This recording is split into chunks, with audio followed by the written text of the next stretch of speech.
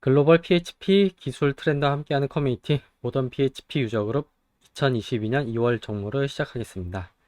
이번에 쿼리 최적화 관련해서 발표를 맡게 된 이승현입니다. 간단하게 소개를 먼저 드리면은 이제 그 블로그를 운영하고 있는 PHP 프리랜서 그냥 겸 개발을 하고 있는 개발자고요. 원래는 이제 웹 해킹을 위주로 하다가 그 해킹을 너무 잘하시는 분들이 많다 보니까 그분들에게 맡겨두고 저는 이제 개발로 전향을 하게 된 그런 케이스입니다.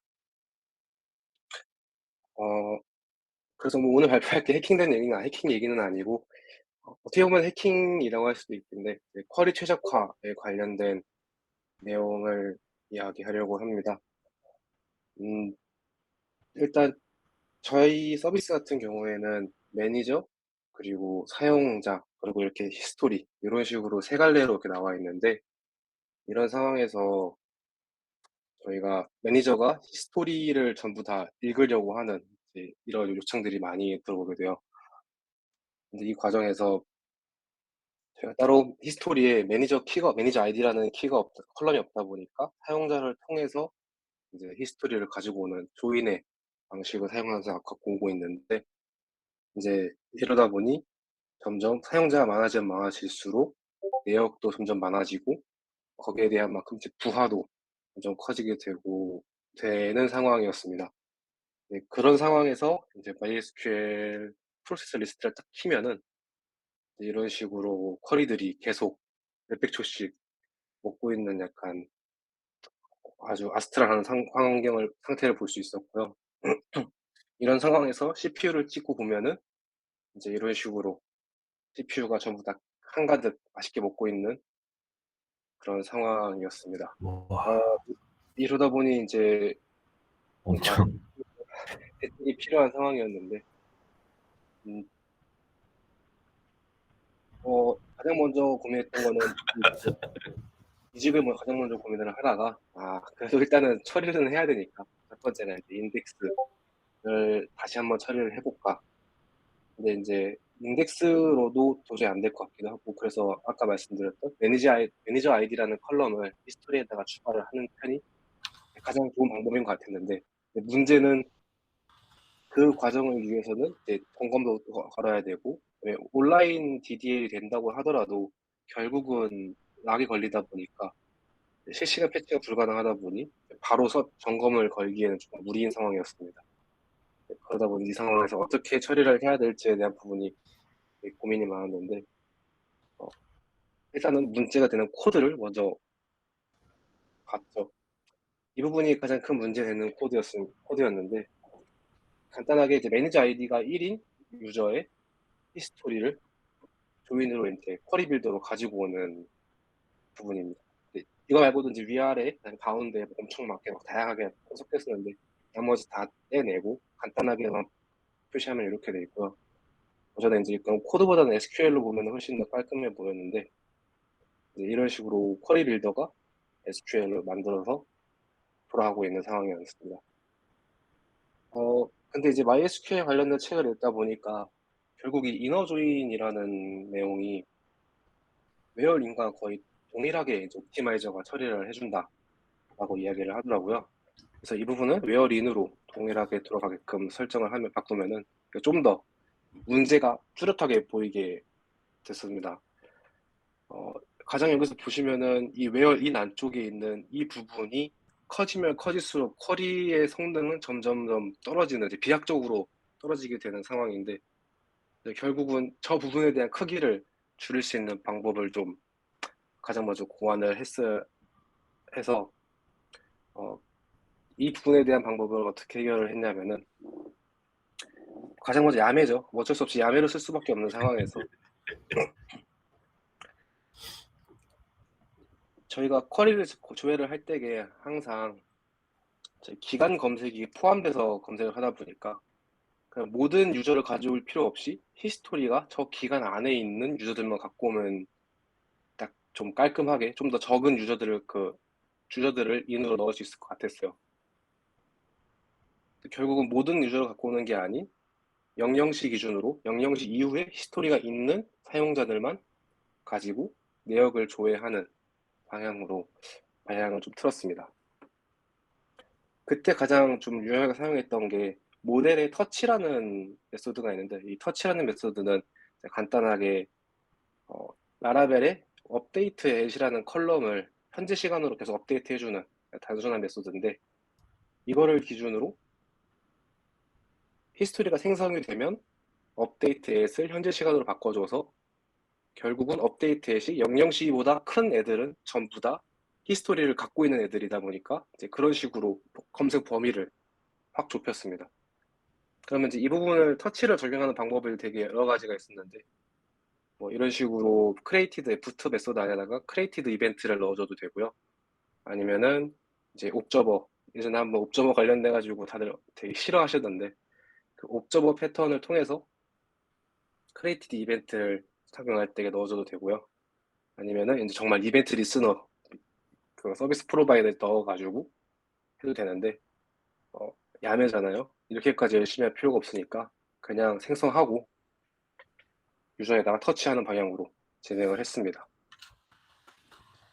이렇게 진행을 하고 난 다음 업데이트 앱 부분을 이제 검색 기간의 시작 부분보다 큰 녀석들만 갖고 오게 되면은 이런 식으로 안에 있는 내용이, 그 외열절 안에 있는 내용이 되게 확 크게 감소하게 됩니다.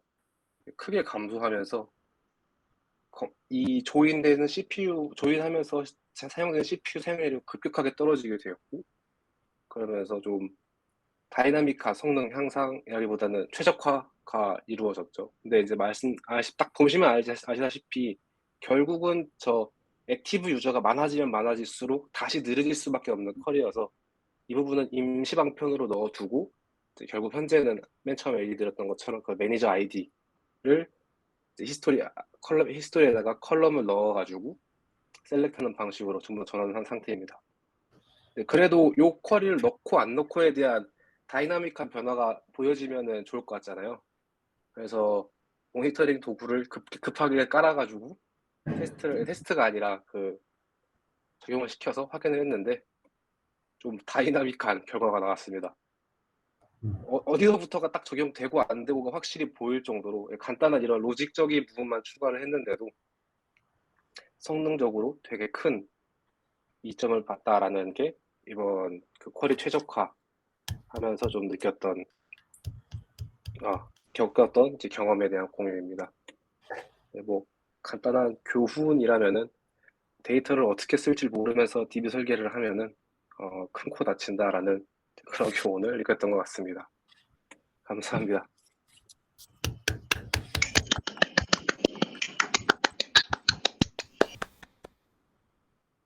발표에 대해서 이제 제 소감 먼저 말씀드리면 그 사이에 질문 있으신 분 계시면 나와주세요. 네, 정말 이제 드라마틱한 그 이제 변화를 보였고요.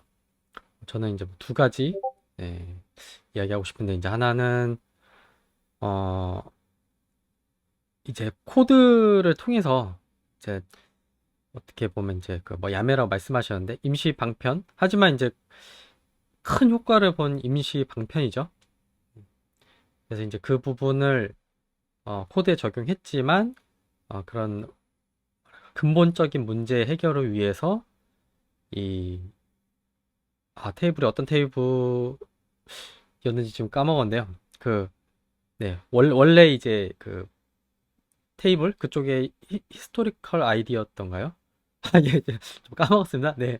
여튼 어, 그 아이디를 이제 컬럼을 하나 더 추가를 하셨는데, 이게 이제 어떻게 보면 이제 결국은 이제 역정규화죠.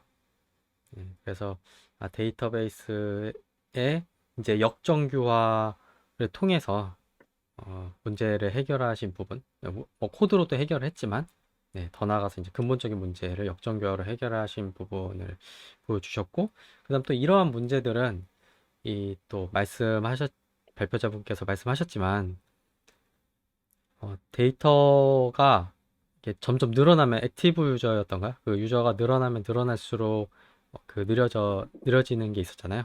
네, 그런 것처럼 이 데이터가 적을 때는 이런 거를 좀 알아채기가 어려운 부분이 있어요. 네, 거의 데이터가 적을 땐 테이블이 이제 통째로 메모리에 올라가서 처리가 된다든지 하기 때문에 알기가 어려운데, 이제 그 데이터 양이 많아졌을 때, 그럴 때 이제 요런 문제들이 이제 발생하게 되고, 위와 같은 그런 방법들로 어, 해결을 할 수가 있다. 네, 이런 거를 이제 발표해 주신 것 같습니다. 안녕하세요. 네, 저는 마켓컬리에서 개발을 하고 있는 윤영진이라고 합니다. 반갑습니다. 맞습니다. 반갑습니다. 네, 현성님이 10일 전에 갑자기 요청을 주셔서 일단은 급하게 준비를 했고요. 어, 지금 제가 할 내용은 사실은 제가 1년 전에도 이 시기에 발표를 한번 했던 것 같고, 한 그 전년도에도 그 비슷한 시기에 발표를 같이 했었던 것 같은데, 한 2년 전에 제가 PHP 도커에 관련된 부분 한번 발표한 적이 있었고, 이제 그거에 대한 연장선으로 요 내용 발표를 준비하게 되었습니다. 제목은 이제 PHP 도커에다가 라라벨을 깔고 MSA 도커로 잘 깎자. 저는 도커를 깡다는 표현을 자주 쓰는데, 그래서 여기 지금 이미지에는 방망이 깎는 노인이 나오는 거죠. 네, 저는 요 방망이 깎는 노인의 마음으로 도커를 깎고 있습니다. 도커를 깎을 때는 도커를 깎는 데다 일단은 원칙이 있는데요. 저는 어떤 마이크로 서비스든 MSA에서 사용이 잘 될 수 있도록 만들어내는 게 중요하고, 또 중요한 거는 기본적인 원칙을 갖고 서비스가 런칭되어야 한다고 생각을 하고 있습니다. 그래서 저는 그 기본적인 원칙에 대한 글이 12 팩터 앱이라는 글이 있고요. 요 링크고, 지금도 뭐 구글에다가 12 팩터만 딱 쳐도 한글 번역본이 나오게 됩니다. 12가지의 원칙이고요. 요 원칙을 잘 적용하면 마이크로 서비스를 잘 적용할 수 있다는 거고, 그 중에서 이제 그 12가지 중에서 중요한 원칙들을 좀 한번, 왜냐면 지금 이 원칙들이 바로 밑에서 적용될 원칙이기 때문에 한번 짚고 넘어가도록 하겠습니다. 첫 번째 원칙이 코드 베이스라는 부분인데, 이거는 12팩터 앱에 번역되어 있는 대로 제가 가져온 겁니다. 그런데 그 중에 1번 코드 베이스는 하나의 도메인 업무를 수행하는 서비스 코드는 하나의 코드 베이스여야 합니다 라고 하는데, 이건 당연한 것 같고요. 이제 뭐 설마겠지만 자기 깃에다가 뭐 다른 코드도 넣고 뭐 여러 가지 코드를 넣어서 뭐 어떤 모드로 다른 기능을 하고 뭐 이러면 안 된다라는 좀 기본적인 부분인 것 같고, 이제 세 번째 설정이라는 부분이 있는데, 그 사실은 지금 라라벨은 다덴브를 사용해서 환경 변수 주입이라는 부분이 들어가 있고요. 그리고 그 환경 변수 하나하나마다 다 의미가 있고 기능을 하잖아요. 근데 이제 사실 개발을 하다 보시면 뭐 프로덕션이든 스테이징이든 엠브든 요 앱엠브에 대한 어떤 기준점을 가지고 코드를 짜는 부분을 많이 보게 됩니다. 뭐 그런 거죠. 뭐 개발 환경에서는 이렇게 동작하세요. 아니면 뭐 스테이지 환경에서는 저희가 뭐 검색 엔진이 없으니까 이렇게 동작하세요라는 부분으로 코드를 짜면 안 된다. 네, 그런 부분들을 좀 얘기를 하고, 각각 개별 환경 변수로 가능하게 될 수 있으면 해라라는 거고요. 저희 카카오톡을 보내는 저희 서비스를 하나 만들었었는데, 카카오톡으로 보낼 수 있는 게 스테이징이나 개발 환경에서는 화이트 리스트로 동작을 해야 되는데, 그러지 않으면 진짜 고객에게 카카오톡에 가거든요. 이제 그런 것들을 어떻게 할 거냐라고 하면, 스테이지와 데벨롭먼트만 그렇게 동작하십시오가 아니라 스테이지와 데벨롭먼트에는 화이트 리스트 기능을 동작하게 하세요라는 설정으로 동작하게 만들었습니다. 네, 이런 것들은 코드상에서 주의할 부분이라고 좀 보여지고요. 네 번째 백엔드 서비스는 내 서비스와 연결된 다른 모든 서비스는 리소스 취급해서 언제나 교체 가능해야 합니다라고 적혀 있는데, 만일 이런 부분이 있는 거죠. 제가 뭐 처음에는 스타트업으로 뭐 IDC에다가 MySQL 서버 넣어놓고 쓰다가 어느 순간 트래픽 폭탄을 맞게 되면 AWS 오로라 MySQL로 서버를 갑자기 교체할 수 있어야 된다라는 것에 부합할 수 있도록 모든 서비스들을 준비하거나 코드를 짜거나 해야 된다는 부분입니다. 라라벨은 매니지 패턴을 이용해서 그런 드라이버들을 잘 만들어 놨고요. 이런 부분들도 앞에 설정을 통해서 자유롭게 변경할 수 있습니다. 여기서 제일 중요한 부분인데요. 5번째, 빌드와 릴리즈와 실행인데 이 이유가 뭐냐면 실제로는 지금 빌드와 릴리즈 실행을 한꺼번에 하시거나 빌드와 콘피그와 빌드를 같이 하시거나 이런 부분들이 많기 때문입니다. 그래서 실제로는 릴리즈를 할 때는 코드를 빌드를 하고 근데 빌드한 것에 콘피그를 주입해서 배포를 하는 것을 기본으로 합니다. 그리고 그 릴리즈는 꼭 항상 유니크한 릴리즈 아이디를 가져야 되는데요. 이 이유는 배포를 한 후에 빠르게 롤백을 해야 된다면 어느 지점으로 롤백을 할 것인가에 대해서 태그를 찍어 놓지 않으면 절대로 큰 화를 당하게 되죠. 그 이유가 뭐냐면 이제 많은 회사들이 뭐 마스터에 머지를 하면 배포가 됩니다. 뭐 스테이지에 배포를 하면 머지 됩니다. 이런 방식을 쓰거든요.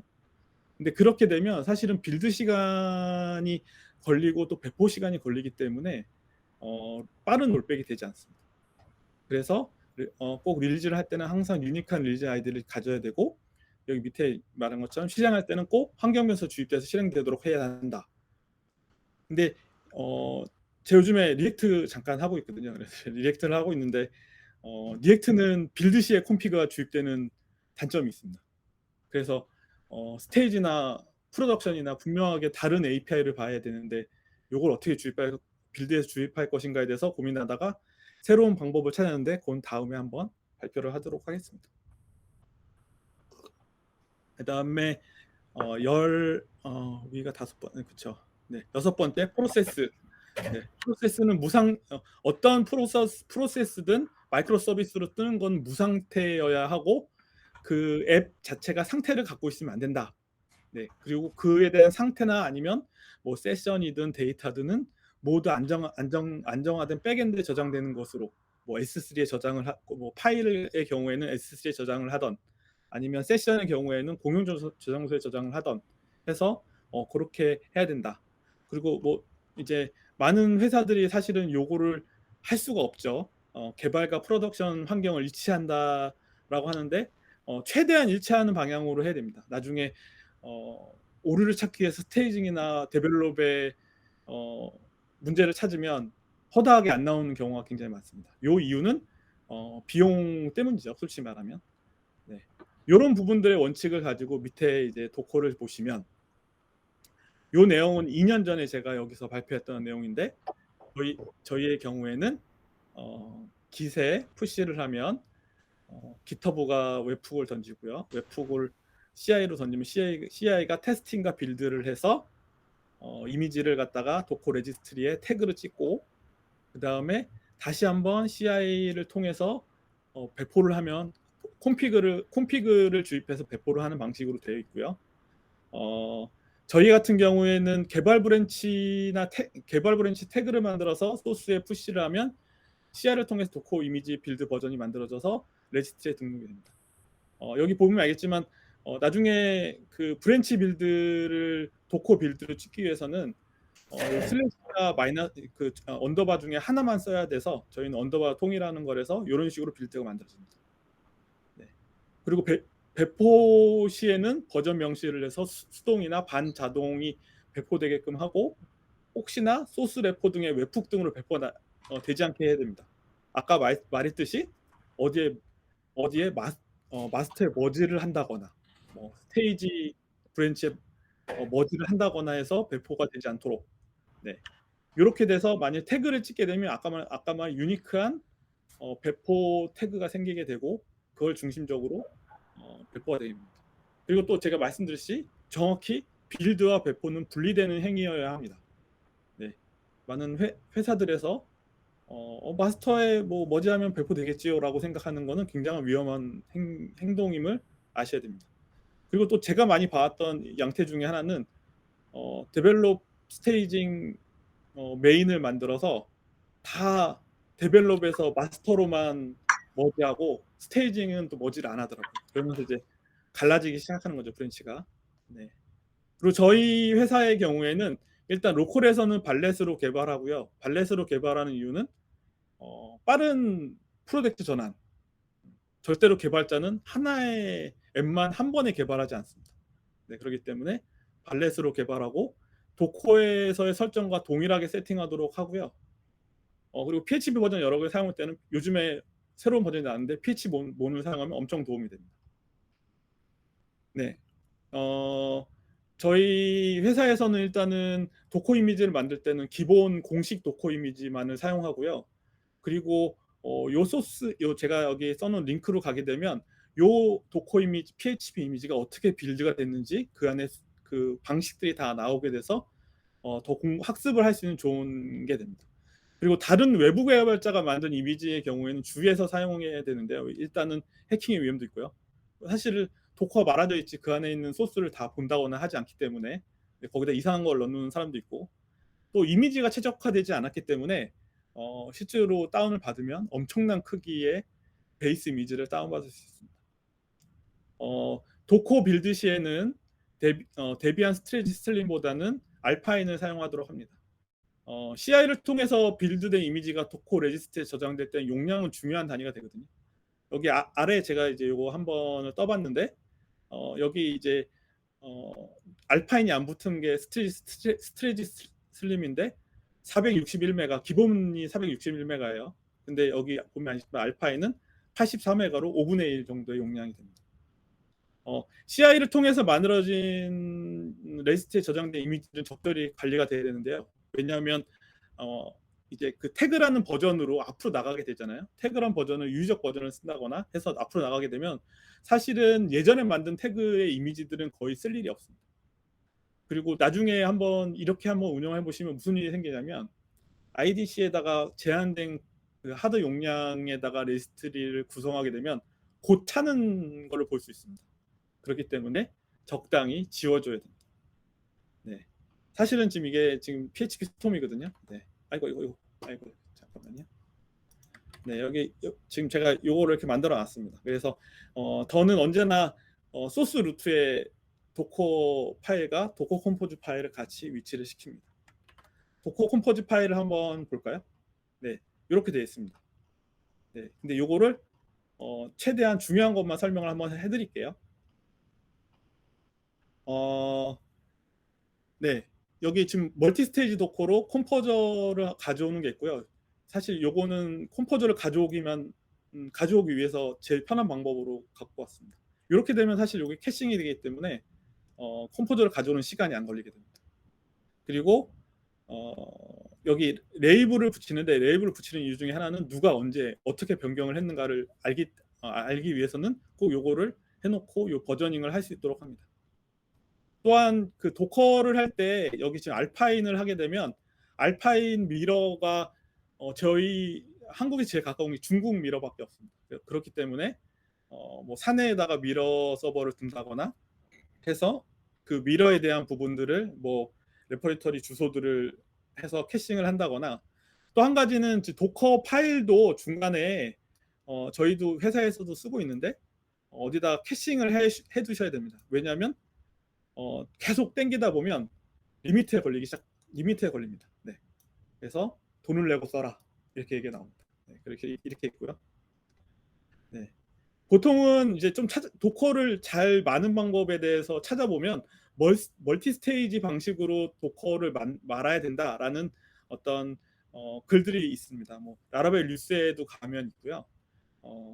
이렇게 해서도 많은 좋은 방법이 있긴 있는데 저 같은 경우에는 이렇게 많은 이유 중에 하나는 컴포더락이 거의 변하지 않는다는 것을 기대하기 때문에 이 앞부분이 캐싱이 되거든요. 이 앞에 멀티 스테이지로 빌드한 부분이 캐싱이 되기 때문에 그것에 대해서 기대한다는 건데, 저는 이 방식을 선호하진 않습니다.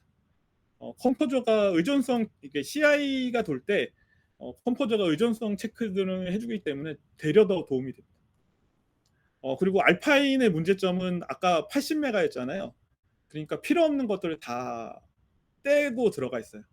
어떤 것까지 떼냐면 아이콘부도 없습니다. 그래서 아이콘부터 직접 깔아줘야 되는데 뭐 이런 기본적인 설정들을 해야지 아이콘부가 동작을 합니다. 네.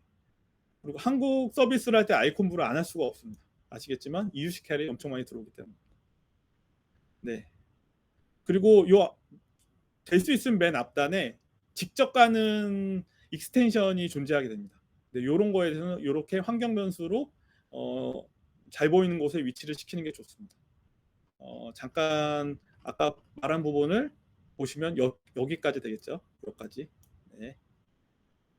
그리고 이제 중요한 익스텐션을 빌드를 해서 꼭 깔고 있습니다. 네. 뭐 APK를 통해서 깔 수 있는 방법도 있는데 최대한 최신 버전을 잘 쓰고 또 필요한 부분에 옵티마이즈 하기 위해서 직접 빌딩을 해서 깔고 있고요. 네, 이렇게 구성이 되어 있습니다. 그래서 저희는 어떤 익스텐션에서 어떤 라이브러리 필요한가 뭐 이런 부분들이 이렇게 뭐 명시도 되어 있고 또 GD나 아니면 RD 카프카나 뭐 이런 것들은 직접 컴파일을 해서 깔아야 됩니다. 레디스도 그렇고요. 그리고 저희 회사에서는 카프카에 대한 라이브러리를 RD 카프카라는 익스텐션을 사용해서 배포를 하고 있습니다.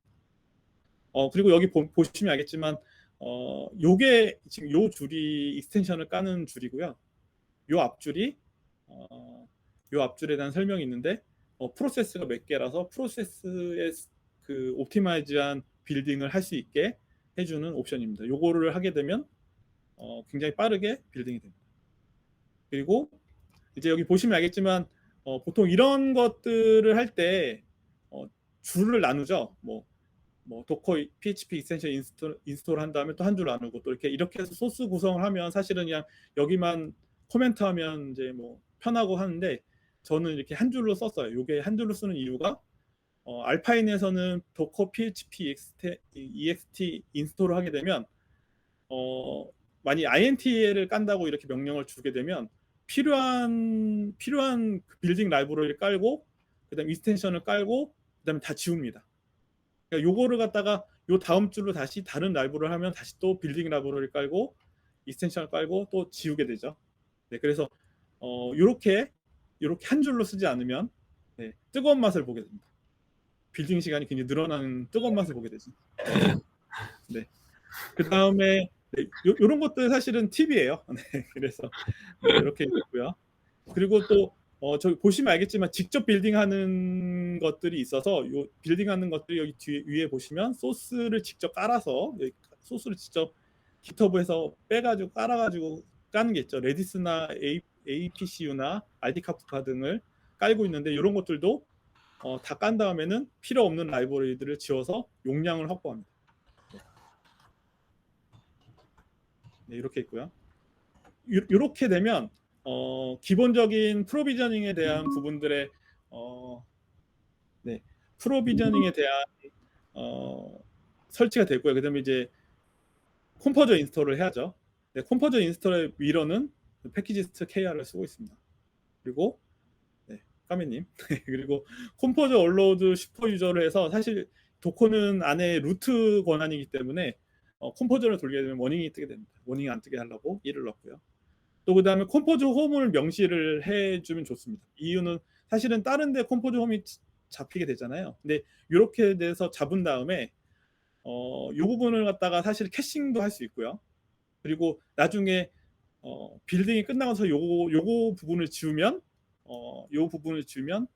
그 용량 또 확보가 됩니다. 네. 그래서 요런 부분을 명시하고요. 요 부분은 어느 부분이냐면 다시 한번 네, 보면 네.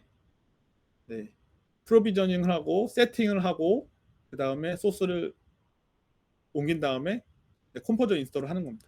네. 그리고 한 가지 제가 설명을 안 써놨네요. 도커를 할 때 굉장히 중요한 부분이 있습니다. 환경 변수에 대한 오더링인데요. 원래는 그냥 깔게 되면 GPCU라고 돼서 뭐 글로벌 뭐 저쪽저쪽 나오는데 여기 E를 붙여서 변경을 해야지만 바깥에 들어오는 환경 변수에 대한 주입을 받음으로써 환경 변수가 라라벨에 들어갈 수 있는 거죠. 네, 이 부분 유념해야 됩니다. 네, 그렇고요. 이제 컴포저를 깔 시간이 됐죠. 네, 컴포저를 갖다가 아까 전에 컴포저라는 멀티 스테이지에서 컴포저를 복사해 오고 네, 컴포저에 대한 중간 미러를 설정을 하고 인스톨을 합니다. 특히 인스톨할 때 노데브 옵션을 꼭 줘야 되죠. 네. 그래서 배포가 되지 않도록 용량도 확보하고, 그다음에 아시겠지만 그 패키지가 많이 깔리면 깔릴수록 부스트래핑 때문에 시간이 많이 걸리게 됩니다. 그리고 저희는 도커를 단순하게 API 서비스로만 사용하지 않고, 여기 제가 적어놨는데 엠모드라는 환경 변수를 만들어서 호리즌을 띄우던 크로노를 띄우던 이렇게 동작을 동시에 하게 하고 있습니다. 네. 이외에 또 여러 가지 것들을 할 수 있죠. 특히나 또 저는 CLI 모드를 만들어놔서 만일 젠킨스에서 저희가 뭐 이렇게 배치가 실행돼야 된다고 하면 저희는 요 부분도 사용하고 있습니다. 그래서 요 부분이 어디냐면, 저희 지금 나중에 보시면 알겠지만, 잠깐만 이거 한번 보여줄게요. 아니, 제가 이렇게 왔다 갔다 하는 거 너무 오래 걸리는 것 같아요. 옆에 있군요. 네. 옆에 보면 마지막에 코맨드로 스타트라는 것을 실행하게 되는데, 요 스타트는 뭐냐면 네, 요겁니다.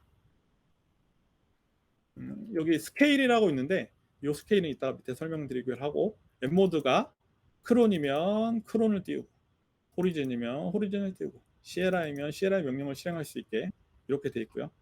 또 특히나 요 앞에 캐싱을 할 수 있는 명령을 둬서 FPM을 뜨게 해서 가속화를 하고 있습니다. 그리고 요즘에 옥테인이 나오기 때문에 옥텐 모드를 하나 만들어 놓을 생각입니다. 그런 것도 있고요. 또 한 가지 이제 요거 중에 이제 위험한 점이 하나가 뭐냐면, 저희가 이거를 갖다가 이제 로컬에서 도커 개발을 하시는 분들이 잘못하게 되면 요 콤피그 캐시가 돼서 이제 부트스트래핑에 박히게 돼서 테스팅할 때 개발 DB를 지어먹는, 네, 그런 일들을 저지르게 됩니다. 굉장히 굉장히 조심해야 하고 중요한 내용입니다.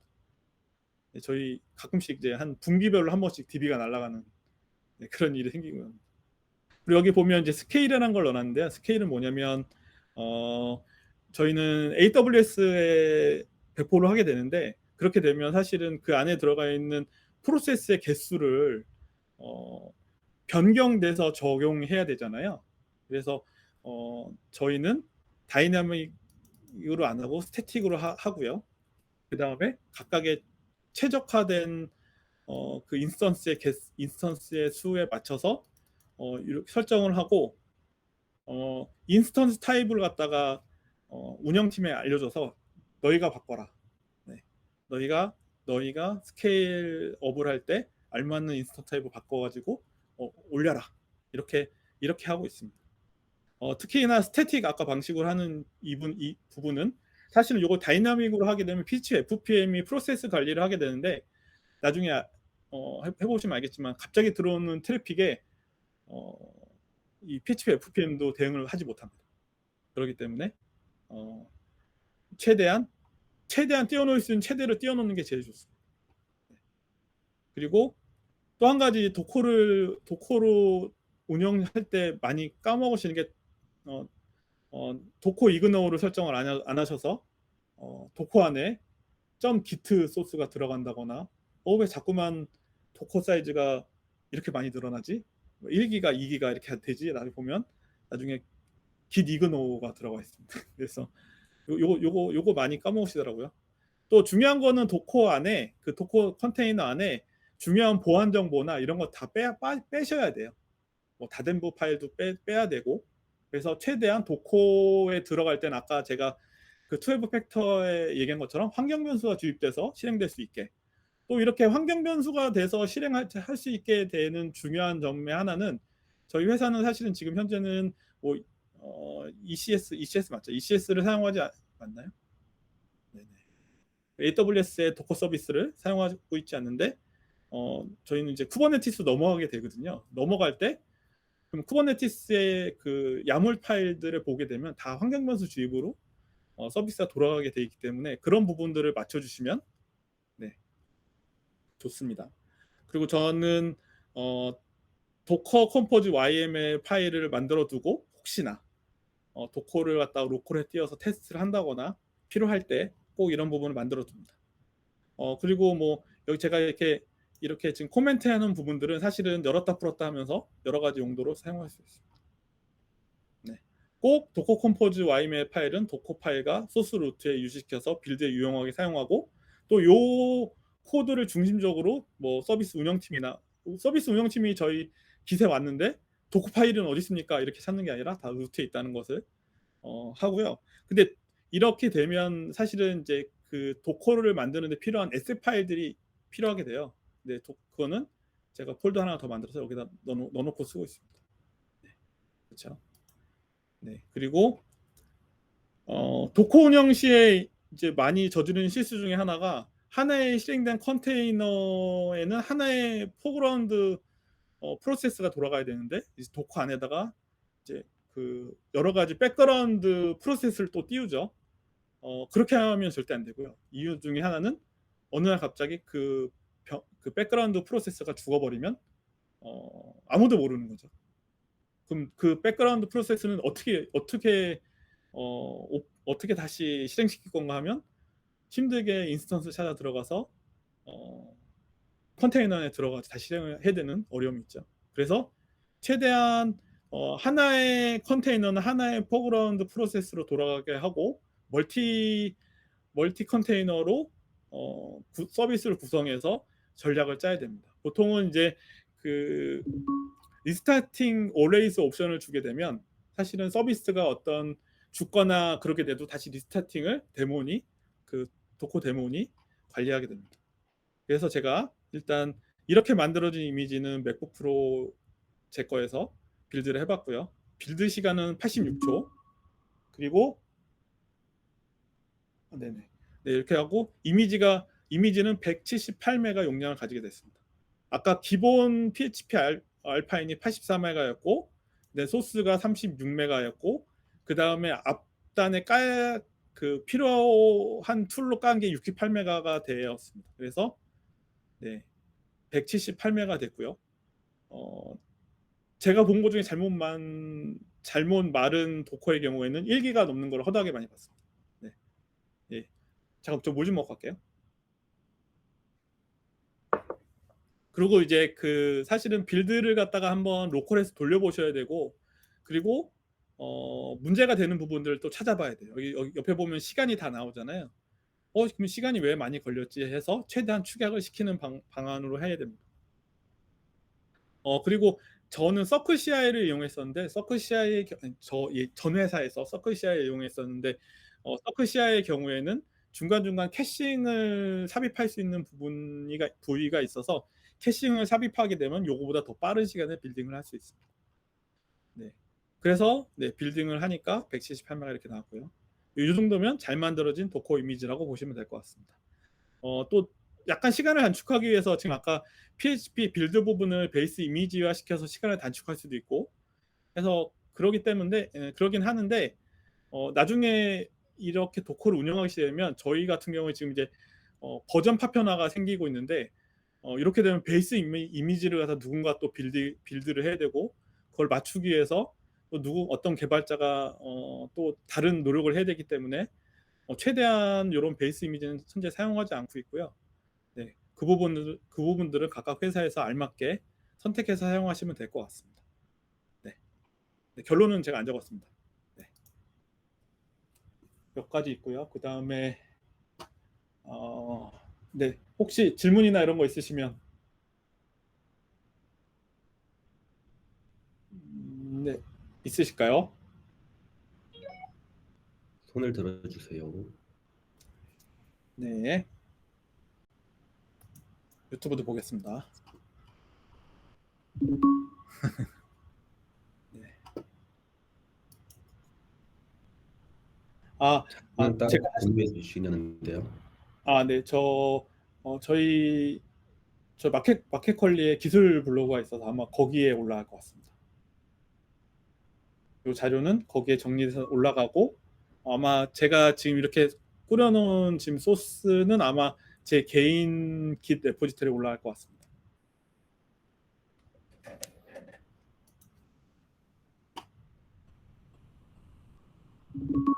네. 네, 질문 있으신 분 있으면은 네, 앞쪽 단상으로 나와주시고요. 네. 유튜브에 상구님이 PCNT의 소켓 설치 무섭다고 했는데 요거 설치를 안 하면 호리진을 사용을 못합니다. 그래서 네, 호리진을 많이 사용하십시오. 많은 부분이 해결이 됩니다. 그리고 경불리라는 분이 Next.js 도커에서 배포했을 때 이것저것 설치했더니 이미지 1기가 용량이 나왔는데 네, 요거는 요거는 이제 제대로 안 지우셔서 필요한 부분만 남겨놓지 않아서, 그리고 아마 데비안 스테이시 슬림으로 설치를 하셨을 것 같은데 네, 이 부분은 많이 노력하면 많이 줄일 수 있습니다. 네. 상구님이 프로세스가 죽는 경우가 있는데 네, 있습니다. 네. 그리고 도커 이미지 쳐보신 분 현성님이고요. 네, 이미지스 쳐봐서 꼭 빌드를 한 다음에 용량이나 이런 걸 다 보세요. 네, 중요합니다. 그리고 상구님이 도커로 배포해서 단점이 있을까요? 단점도 있죠. 도커를 배워야 되잖아요. 그래서 네, 이것도 있고 그런 것도 있어요. 뭐냐면 도커를 어떻게 운영하는가에 대해서 전략도 있어야 되고, 만일 뭐 쿠버네티스나 이쪽까지 올라가면 많은 부분을 고민을 해야 되는데, 아시겠지만 오버헤드가 있어요. 오버헤드가 있기 때문에 완전히 그 인스턴스나 이런 데 설치하는 것보다 오버헤드가 있어서 그런 부분들이 문제가 되지만 또 이런 부분들을 상회할 만한 장점들이 있게 되는 거죠. 그래서 저는 뭐 될 수 있는 한 도커를 사용을 하는 게 마이크로 서비스를 하는데 중요하고, 근데 제일 중요한 부분은 이런 것 같아요. 그냥 인스턴스에 설치를 했을 때 프로비저닝을 누가 할 거냐라고 했을 때 개발자가 해야 되거든요. 프로비저닝을. 그렇잖아요. 뭐 익스텐션을 만약 그냥 날 인스턴스에다가 익스텐션을 깐다고 하면 그거 빌드 돌다가 문제 생기면 또 가서 봐줘야 되는 거 개발자잖아요. 네, 그래서 그런 부분에 대해서 많이 그 프로비저닝에 대한 부분을 개발자로 넘기기 위해서는 그리고 저는 CI도 개발자가 다 해야 된다고 생각을 하거든요. 그래서 그런 부분들을 할 때 최대한 도커라는 어떤 공용 플랫폼을 가지고 해주는 게 좋지 않겠나라고 저는 생각을 하고 있습니다. 네. 네. 또 질문이 있으실까요? 지금 제가 좀 많이 길었나요? 괜찮습니다. 네. 네. 질문 하나 더 올라왔습니다, 유튜브에. 네. PHP 공식 가이드에 보면 이걸 사용하라고 되어 있습니다. 네. 요거 스테이지 슬림에서도 이렇게 요걸로 하라고 나와 있습니다. 특히나 아까 제가 공용 버전의 소스를 보시라고 해놨는데, 공용 버전의 소스를 설치하는 방식도 도커 PHP ext 인스톨로 되어 있고, 이 도커 PHP ext 인스톨은 PECL로 설치하는 방법인데, 맥에서 익스텐션 설치할 때 PECL로 설치하는 게 제일 편하죠. 네, 근데 아무튼 우분투의 경우에는 버전이 그러니까 이 데비안 패키지나 이런 부분의 문제는 뭐냐면 익스텐션 버전이 낮거나 그런 케이스가 많습니다. 특히 저 같은 경우는 RD 카프카의 버전이 굉장히 계속 빠르게 올라가고 있는데 절대로 못 따라잡고 있습니다. 네. 분명히 이제 높은 버전을 빠른 버전을 쓴다는 거는 또 하나의 장애를 늘리는 요인 중에 하나겠지만, 또 한 가지는 네, 새로운 기능을 빨리 써서 개발 부담을 줄이는 것도 중요하다고 생각하고, 네, 그렇게 생각하고 있습니다. 네. 요거는 되게 아주 너무 지엽적인 질문이라 좀 그럴 수도 있는데, 그러니까 카프카를 혹시 라라벨 패키지 같은 것도 따로 쓰시는 건가요? 아니면은 어떻게 쓰세요? 저는 라라벨 워커라는 프라이빗 패키지를 만들어서 거기서 메이지 패턴으로 레지스도 동작하고, 그 다음에 뭐 액티브엔큐도 동작하고, 레빗엔큐도 동작하고, 이런 것에 대한 거를 만들어 놨어요. 그래서 직접 패키지를 만들어서 네, 만들어서, 왜냐하면 이제 그냥 뭐 라라벨에서 그냥 라라벨끼리만 큐어커를 받으면 상관이 없는데, 사실 그 뭐 MSA를 하게 되면 다른 플랫폼에서 메시지가 오게 되잖아요. 네. 네. 근데 그 메시지가 그 뭐 호리즌 쓰시면 알겠지만 다 그 시리얼라이즈해서 나오는데 그걸 어떻게 다른 서비스에서 뭐 디코딩을 해서 쓰거나 이렇게 할 수가 없지 않습니까? 그래서 저는 따로 만들어서 저희는 사실 솔직히 말하면 현재 카프카 워커가 엄청 많습니다. 음. 네.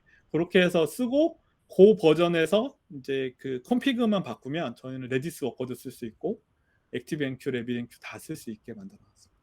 네. 제가 그 모르시면 제 레포에 들어가면 그 원형이 있습니다. 네. 어.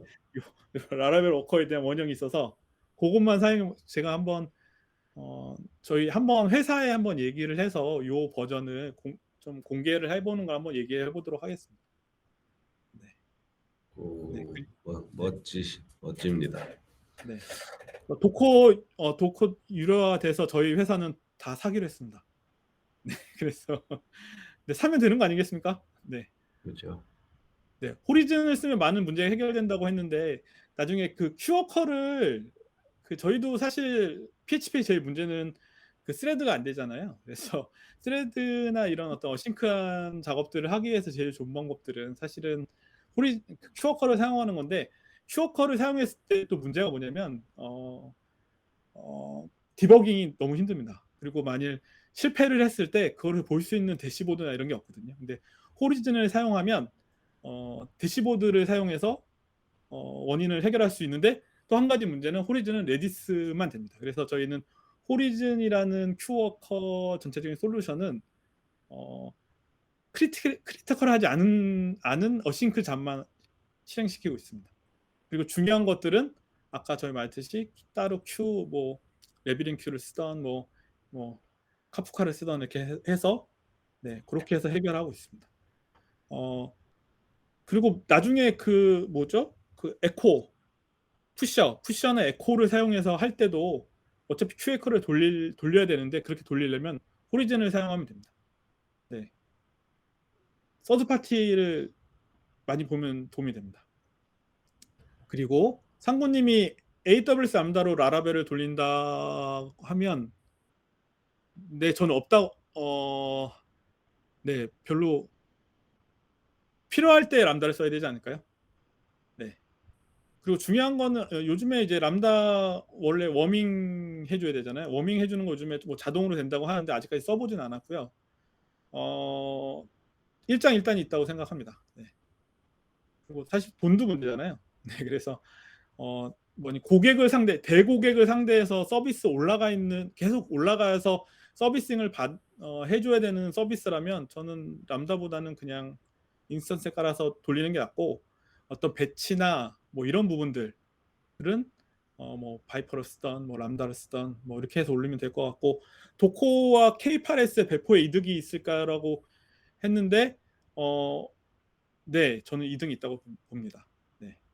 그 나중에 보면 알겠지만 그 모든 인스턴스들이 리소스가 남아 돌거든요. 네. 그럼 그 리소스를 어떻게 잘 활용할 것인가에 대해서 고민할 때가 올 것 같고요. 또 한 가지는 지금 마이크로 서비스가 되게 되면 서비스가 여러 가지 상황에 유연하게 대처를 해야 되는데 뭐 지금 AWS도 유연하게 대처하는 많은 방법들이 있긴 있지만 또 그 도커를 쓰게 된다면 쿠버네티스로 올라가게 하는 것이 좋은 방향이라고 생각합니다. 제가 이제 언제나 이걸 했을 때 왜 좋은가에 대해서 설명할 때 아마존의 그 서비스 메시를 설명한 링크가 있거든요. 근데 그걸 저는 꼭 보라고 말씀을 드리는데 왜 보라고 하냐면 예술적인 배포를 할 수 있습니다. 네. 요것들은 나중에 기회가 되면 네, 제가 한번 설명을 드리도록 하겠습니다. 네, 다른 쪽은 질문이 네. 네. 그리고 컬리에서는 사람을 뽑고 있습니다. 저 네. 유튜브에 또 질문이 하나 또 올라왔습니다. 네. 서버리스의 미래에 대해서 전 잘 모르겠습니다. 네. 현성님이 서비스 메시 메모라고 했는데 제가 지금 이름이 기억 안 나서 그런데 제가 링크를 따로 모던 PHP 페이스북에다가 링크를 하나 올리도록 하겠습니다. 아이, 감사합니다. 네, 저거 아, 제가 네, 메모를 하겠다는 뜻이었습니다. 네네. 네. 서비스 메시 제가 다음 발표 주제를 하게 되면 제가 알고 있는 선에서 MSA의 현재와 미래에 대해서 한번 어, 말씀을 드리도록 하겠습니다. 네. 요것도 약간 재미있을 주제인 것 같습니다. 네. 네. 컬리, 그쵸, 네. 컬리로 와주십시오. 네. 곧 아, 성장합니다. 저희 이제 아까 민건님이 설명해 주시기도 했는데 그 오늘 영진님이 발표해 주신 거는 일종의 기업 세션 같은 거였어요. 저희가 이제 이 세미나를 좀 더 강화하는 형태의 정기 모임을 하면서 세션 하나를 이제 어떤 기업에게 배정하는 형태로 해보려고 지금 해보고 있고, 그 첫 번째로 이제 컬리에서 해주신 거고요. 그래서 이렇게 멋진 발표를 해주시면은 다들 회사에 관심을 자연히 가질 수밖에 없지 않을까 이런 생각을 정말 합니다. 정말 저희가 많이 배우겠구나 이런 생각이 들고, 그래서 앞으로도 이제 뭐 공개 모집도 할 거고 따로 연락도 드리기도 할 건데 계속 있는 이 기업 세션에도 많은 관심을 가져주시고 회사 홍보나 차원으로도 잘 활용해 주셨으면 좋겠어요.